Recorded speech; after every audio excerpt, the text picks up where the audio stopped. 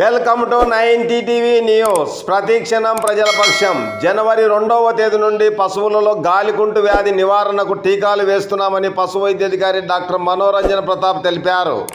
నంద్యాల జిల్లా ఆళ్లగడ్డ నియోజకవర్గం రుద్రవరం మండలం బి నాగిరెడ్డిపల్లె గ్రామంలో పశువులకు గాలికుంటు వ్యాధి నివారణకు సంబంధించి టీకాలు ఖచ్చితంగా వేయించాలని పశువుల యజమానులకు పిలుపునిచ్చిన పశు వైద్యాధికారి డాక్టర్ మనోరంజన్ ప్రతాప్. ఈ కార్యక్రమంలో అనిమల్ హెల్త్ అసిస్టెంట్లు సోను, రాజశేఖర రెడ్డి, గోపాలమిత్ర, రాజు, పశువుల యజమానులు తదితరులు పాల్గొన్నారు. నా పేరు మనోరంజన్ ప్రతాప్ అండి. నేను రుద్రవరం మండలంలో 12 సంవత్సరాలుగా పనిచేస్తున్నాను. Total length of service 22 years అవుతా ఉంది.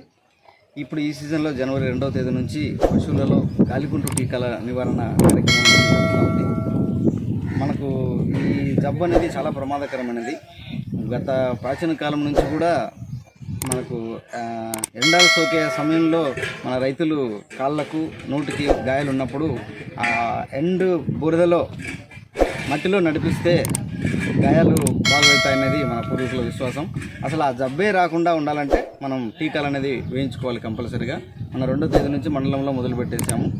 అది వ్యాక్సిన్ మనకు కార్యక్రమం జరుగుతూనే ఉంది. ఈ నెల 30 వరకు మనకు అవకాశం ఉంది రైతులకు. ఈ అవకాశాన్ని అందరూ ఉపయోగించుకోవాలని కోరుతుంటాము. కాకపోతే ఈ జబ్బు అనేది మనం పశువుని సంపద కానీ మనకు ఆర్థికపరమైన నష్టాన్ని రైతులకు కలుగజేస్తుంది. ఏంటంటే ప్రతి ఏజ్ చిన్న దూడలు అయితే పెరగలేవు, కట్టుప్రాయం పడ్డలైతే కట్టడం అనేది లేట్ అవుతుంది, చూడు పశువులు అయితే ఇసుకపోతాయి, ఈన పశువులు అయితే పాల దిగుబడి తగ్గిపోతుంది.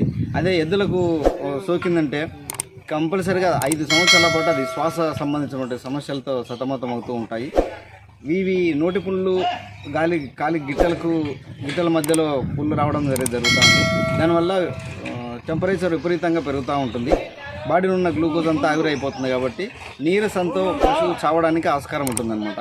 మనం ఒక 2 రోజులు ట్రీట్మెంట్ పెన్సిలిన్ ఇంజెక్షన్స్ వాడి బోరోగ్లిజరిన్ పేస్ట్ అనేది మిశ్రమాన్ని మనం నోరు శుభ్రంగా కడిగి పట్టించేస్తే తొందరగా రికవర్లోకి వచ్చి అది మేత తినగలుగుతుంది అన్నమాట. కాబట్టి రైతులు ఈ అవకాశాన్ని ఉపయోగించుకోవాలని కోరుతున్నాను.